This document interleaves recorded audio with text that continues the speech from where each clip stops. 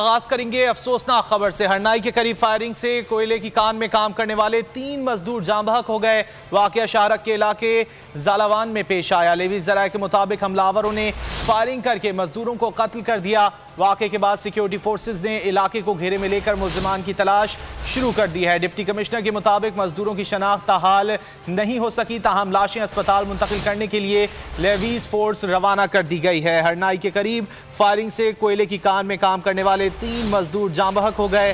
वाकया शाहरग के इलाके जालावान में पेश आया। लेवी जराये के मुताबिक हमलावरों ने फायरिंग करके मजदूरों को कत्ल कर दिया।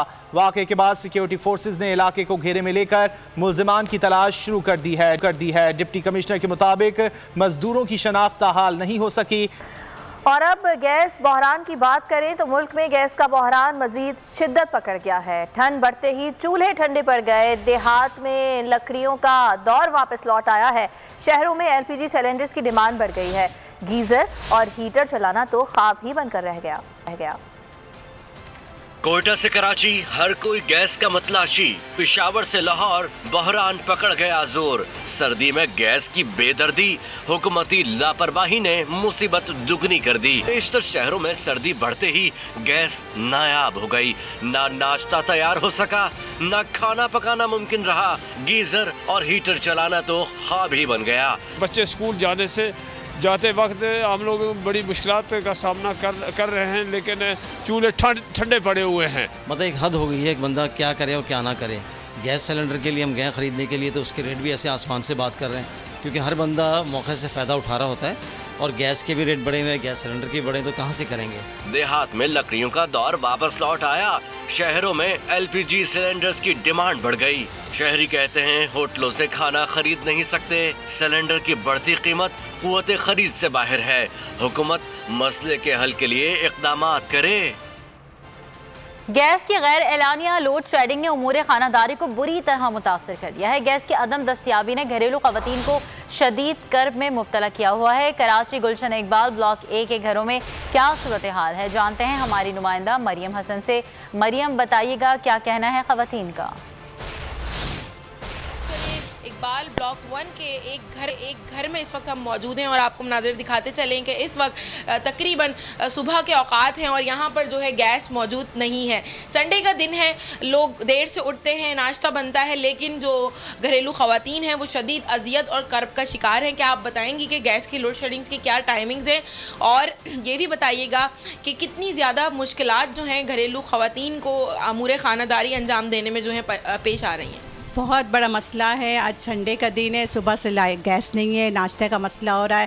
फ्राइडे तो पूरी ही चली जाती है, मुसलसल आती जाती है, और रात 11 बजे जो जाती है तो सुबह 6 बजे आती है, 7 बजे आते। कोई टाइमिंग, कोई रूटीन कुछ नहीं है। मुसलसल चूल्हे के पास ही खड़े रहना, पता कब गैस आएगी, कब हम खाना पकाना तैयारी करना शुरू करें। सबके घर में छोटे छोटे बच्चे होते हैं, उनको दूध, खाना, पानी सब चाहिए होता है। एक टाइमिंग, एक रूटीन बनाना चाहिए ना कि कब गैस आए, कब ना आए। कोई टाइमिंग ही नहीं गैस की। जब दिल चाहा चले जाते, जब दिल चाहा आ जाती है। मुसलसल मुश्किल होती है लोगों को, ख़वातीन को, क्या पकाए क्या ना करे। हुकूमत तो कुछ करना चाहिए, ताकि यकीनन हुकूमत को चाहिए कि गैस की फराहमी जो है वो उसको यकीनी बनाया जाए, और अगर ये यकीनी नहीं बनाई जा सकती तो इसकी लोड शेडिंग को गैर एलानिया के बजाय एलानिया किया जाए, ताकि ख़वातीन लोड शेडिंग की टाइमिंग्स के हिसाब। इस्लामाबाद में मौसम सरमा की आमद और गैस लोड शेडिंग की वजह से शहरियों को खाना बनाना मुश्किल हो गया। गैस कमी की वजह से कोयला, खुश्क लकड़ी की कीमतों में होशरुबा इजाफा हो गया है। एलपीजी 260 रुपए किलो हो गई है। सूरत हाल पर मजीद बात कर लेते हैं बोल न्यूज़ के नुमाइंदे अल्लाह दित्ता खान से। अल्लाह दित्ता, बताएगा किन मुश्किलात का सामना है शहरियों को। जी बिल्कुल, सर्दियों की आमद के साथ ही गैस लोड शेडिंग शुरू होगी और उसके साथ खुश्क जो लकड़ी है उसकी कीमत में भी इजाफा हो गया है। एलपीजी की कीमत 260 रुपये फ़ी किलो पर पहुंच चुकी है। शहरी घरों में गैस ना आने की वजह से तंदूरों पर रोटी लेने पर मजबूर हैं। इस वक्त भी हम एक तंदूर पर मौजूद हैं। आप देख सकते हैं कि तंदूर पर शहरियों की लाइनें लगी हुई हैं कि घर में गैस नहीं है और रोटी तंदूर से लेने पड़ रही है। बताइएगा जी, क्या कहते हैं कि सुबह शाम रोटी ख़रीदना कितना मुश्किल हो रहा है आप लोगों के लिए। आम आदमी के लिए तो बहुत मुश्किल हो गया ना। पहले 10 रुपये की जो रोटी थी वो 20 रुपये की हो गई। घरों में गैस नहीं आ रही, तो सुबह चाय रख के बंदा आके तंदूर की जो लंबी लाइन में हम लगे हुए हैं। ये एलपीजी जो है बहुत महंगी हो गई। इस वजह से जो है लोग बंदे, आम आदमी, मज़दूर तबका और तनख्वाहदार तबका ख़रीद नहीं सकता। अगर ये हुकूमत की मिसमैनेजमेंट है। अगर ये लोड शेडिंग करनी थी तो इसको पहले से कोई बंदोबस्त करना चाहिए था इनको।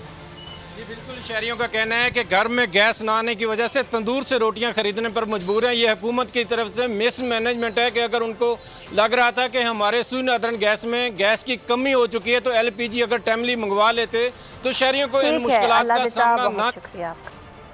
और गैस बहरान के बाद फ़ज़ाई आलूदगी के हवाले से आपको बताएं तो आलूदा तरीन बड़े शहरों में फहरिस्त में लाहौर और दिल्ली सबसे आगे हैं। एयर क्वालिटी इंडेक्स में बीजिंग तीसरे और कराची 10वें नंबर पर मौजूद है।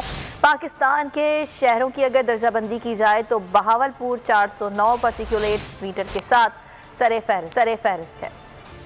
और स्मॉग के इंसानी सेहत पर क्या मुज़िर असरात होते हैं, इस पर बात करेंगे। टेलीफोन लाइन पर मौजूद हैं हमारे साथ डॉक्टर सदफ अकबर। डॉक्टर साहिबा बहुत शुक्रिया आपके वक्त का। डॉक्टर साहिबा ये बताइएगा कि स्मॉग इंसानी जिस्म को किस तरह मुतासिर कर सकती है? देखिए, जब हम बात करते हैं ना फिजाई आलूदगी के हवाले से या जब हम स्मोक के हवाले से बात कर रहे होते हैं तो उससे जो है इंसानी सेहत पर बहुत ही ज़्यादा मुज़िर असरात मुरतब हो रहे होते हैं।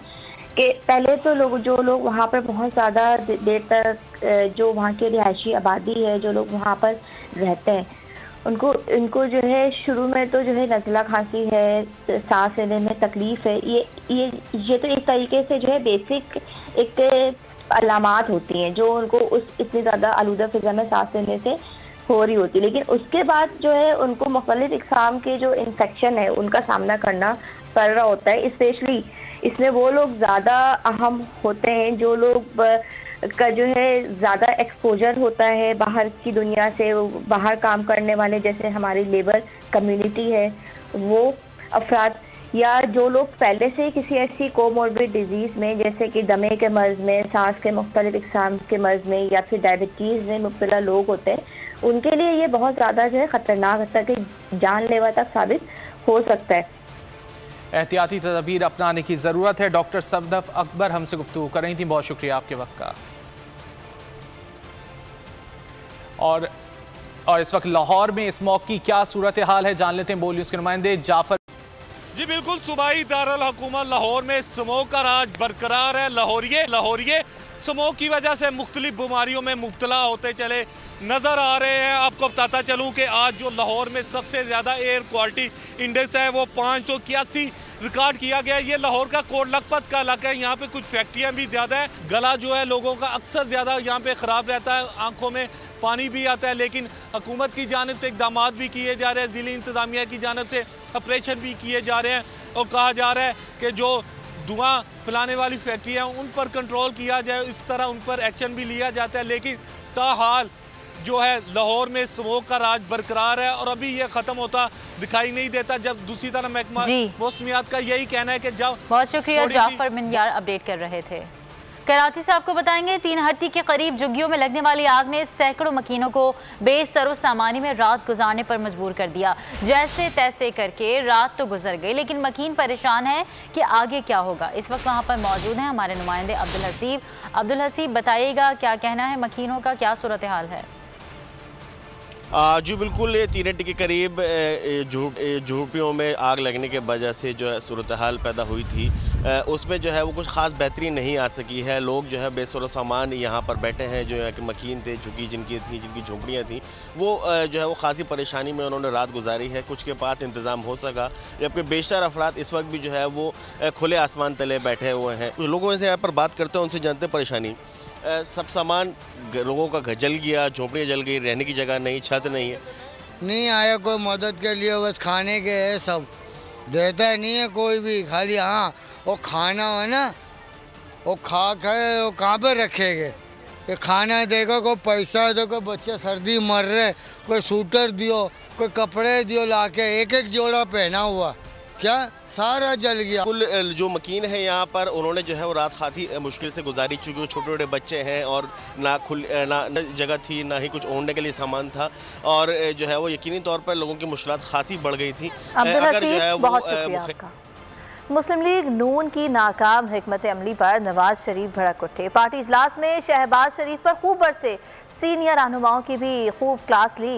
नवाज शरीफ मुश्तरका इजलास से वॉकआउट पर नाराज नजर आए। बोले पार्लियामेंट में मौजूद रहते तो हुकूमत इतनी आसानी से कानून साजी नहीं कर पाती। नून लीग पीडीएम से हटकर खुद एहतजाज क्यों नहीं करती? क्यों कमजोर पड़ रही है? नवाज शरीफ छोटे भाई पर बरस पड़े। अहम पार्टी इजलास में पार्लियामेंट इजलास की सूरत हाल जेरे गौर आई। नवाज शरीफ ने नाकाम हिकमत अमली पर पार्टी रहनुमाओं पर कर दी चढ़ाई। जराये के मुताबिक मुश्तरका इजलास से वॉकआउट भी साबिक वजीर आजम को पसंद न आया। बोले पार्लियामेंट में मौजूद रहते तो हुकूमत इतनी आसानी से कानून साजी नहीं कर पाती। नवाज शरीफ ने सवाल उठाया, नून लीग पीडीएम से अलग हटकर खुद एहतजाज क्यों नहीं करती? पीडीएम एक तहरीक है, नून लीग एक अलग शनाख्त है। अजला और तहसीलों में वर्कर्स कन्वेंशन बाकायदगी से मुनक्किद क्यों नहीं हो रहे? जराये के मुताबिक नवाज शरीफ मुसलसल बरसते रहे। शहबाज शरीफ सर झुकाए डांट सुनते रहे। इजलास में सीनियर रहनुमाओं की भी खूब क्लास ली गई। बोले ऐसे ही पार्टी चलती रही तो मुस्तकबिल में कैसे कामयाबी मिलेगी? जराये के मुताबिक पार्टी कायद ने मुशावरती इजलास और मौसर तहरीक की हिदायत की। रहनुमाओं ने पार्टी को मुतहरिक और फाल बनाने की यकीन दहानी करा दी। और फाफन के साबिक सरबराह के बयान से जवाब मिल गया कि अपोजिशन ईवीएम से क्यों भाग रही है। ईवीएम से मुतालिक गुमराह कुन खबरें फैलाई जा रही हैं। ईवीएम ज्यादा आबादी वाले ममालिक में शफाफ इंतखाबात का बेहतरीन हल है। पंजाब हुकूमत के तर्जुमान हसन खावर ने मीडिया से गुफ्तगू की। उन्होंने मजीद क्या कहा, आप भी देखिए। मैंने सरवर बारी साहब की तकरीर सुनी, जो free and fair election network के सेक्रेटरी जनरल थे। उनकी तकरीर से मैं समझता हूं कि पूरी कौम को ये जवाब मिल गया कि ऑपोजिशन इलेक्ट्रॉनिक वोटिंग मशीनों से क्यों भाग रही है, क्यों इनको इन मशीनों से हाथ लगाते हुए करंट लगता है और क्यों ये मशीनों का नाम लेने से भी घबराते हैं। तो लोगों को गुमराह करने के लिए ये बातें फैलाई गई कि इन मशीनों का इस्तेमाल उन मुल्कों में जरूरी है जहां पर आबादी बहुत ज्यादा है, जहां पर स्केल बहुत बड़ा है। एक मशीन को हैक करने के लिए जरूरी है कि उस मशीन से आपका राब्ता हो, या वो इंटरनेट से कनेक्टेड हो, या वो ब्लूटूथ से कनेक्टेड हो, या किसी और चीज से कनेक्टेड हो। अगर उस मशीन का ताल्लुक ही किसी चीज से नहीं है, उसमें कोई नेटवर्क नहीं है, कोई इंटरनेट नहीं है, तो आपने उसको क्या हवा के जोर पे हैक करना है? तो ये इस किस्म की लॉजिक जो है उससे अवाम को बहकाया नहीं जा सकता। और नून लीग पंजाब की तर्जुमान अज़मा बुखारी का हसन खावर की प्रेस कॉन्फ्रेंस पर रद्द अमल आ गया है। पर्ची तर्जुमान साहिब अपोजिशन को मशीनों से नहीं आपकी बदनीयती और वोट चोरी से डर लगता है। 2018 के इलेक्शन में आरटीएस से फैज़याब होने शफाफियत का दर्ज दे रहे हैं। पर्ची तर्जुमान साहब पूरी दुनिया इलेक्ट्रॉनिक वोटिंग मशीन को मुस्तरद कर चुकी है। अज़मा बुखारी ने कहा कि 18वीं सदी हमें ना सुनाएं, 21वीं सदी में डस्का और सेनेट इलेक्शन में जो कारनामे सर अंजाम दिए वो शर्मनाक हैं। नून लीग पंजाब की तर्जुमान अज़मा बुखारी का हसन खावर की प्रेस कॉन्फ्रेंस पर रद्द अमल सामने आया है। उन्होंने कहा कि पर्ची तर्जुमान साहिब अपोजिशन को मशीनों से नहीं आपकी बदनीयती और वोट चोरी से डर लगता है। खबर देंगे आपको लाहौर से, जहां सुबह सवेरे डकैती की बड़ी वारदात हुई। मुसल्ला डाकुओं ने जौहर टाउन में घर से 3 करोड़ 40 लाख लूट लिए। डाकुओं ने अहले खाना को यरगमाल बनाकर तशद्दुद का निशाना भी बनाया। पुलिस ने वाक़े का मुकदमा दर्ज कर लिया है। अभी आपको बताएं कि बोलान मेडिकल कॉम्प्लेक्स अस्पताल इंतजामिया माहिर टीम के तौर पर फ़राइज़ की अदायगी में नाकाम रही। रेजिडेंट मेडिकल अफसर जनरल इंतजामी उमूर की अंजामदही में मुजरिमाना गफलत की मुर्तकिब करार पाए। बच्चे की गटर में गिरकर मरने के वाक़े की तहकीकाती रिपोर्ट वज़ीर आला बलोचिस्तान को पेश कर दी गई। बोलान मेडिकल कॉम्प्लेक्स अस्पताल के गटर में गिरकर बच्चे की मौत, इंतजामिया, सुपरवाइजिंग स्टाफ और निजी सिक्योरिटी अमला जिम्मेदार करार। अस्पताल इंतजामिया माहिर टीम के तौर पर फ़राइज़ की अदायगी में नाकाम रही।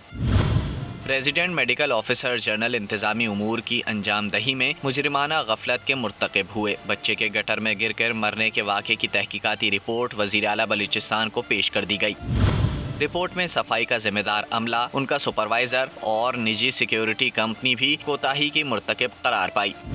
सिफारिश की गई कि रेजिडेंट मेडिकल ऑफिसर को फौरी तौर पर मुअत्तल करके उनके खिलाफ बेडा एक्ट के तहत कार्रवाई की जाए। अरसा दराज से तैनात स्टाफ तब्दील किया जाए। वज़ीर आला ने सिफारिशात की रोशनी में जिम्मेदारान के खिलाफ कार्रवाई की मंजूरी दे दी। वाक़े के जिम्मेदार एहलकार और सिक्योरिटी कंपनी के सुपरवाइजर और दीगर मुताल्लिका अमले को मुअत्तल कर दिया गया।